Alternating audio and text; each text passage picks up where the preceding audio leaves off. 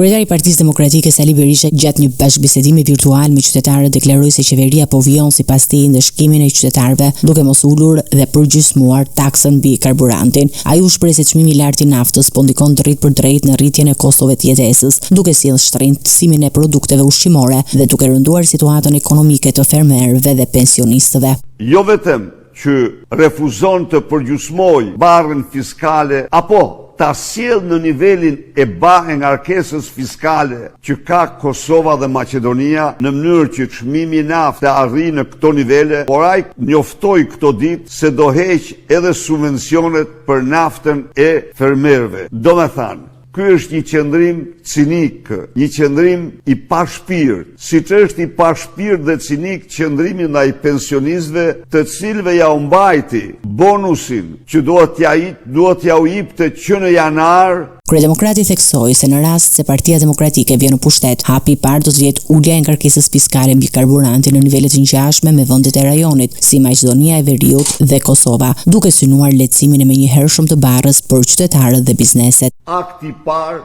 rrëzimi i ngarkesës fiskale të barabartë me Maqedoninë dhe Kosovën. Shumë thjesht. Kjo do jetë akti i parë. Së dyti, Shqipëria prodhon, edhe sot prodhon 10.000 fuqinë ditë dhe është absolutisht jo e papërfillshme. Por këta çfarë bën? Këta shtruan në skrap ballshin. A ishte ballshi për të shtruar në skrap? Absolutisht jo. Sali Berisha prezantoi gjithashtu pjesë të platformës ekonomike të opozitës, ku si masë kryesore por uljen e çmimit përfshihet dhe reduktimi me 6% i TVSH-s për produktet e shportës.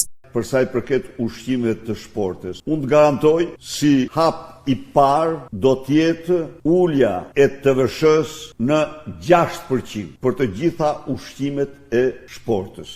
Dhe kjo është bërë e domosdoshme. Në përfundim të deklaratës, ai bëri thirrje qytetarëve të marrin pjesë në protestën e 17 prillit, duke theksuar se kauza kryesore e protestës do të jetë ulja e çmimit të karburantit dhe ndryshimi i politikave fiskale që sipas opozitës po rëndojnë ekonominë e vendit.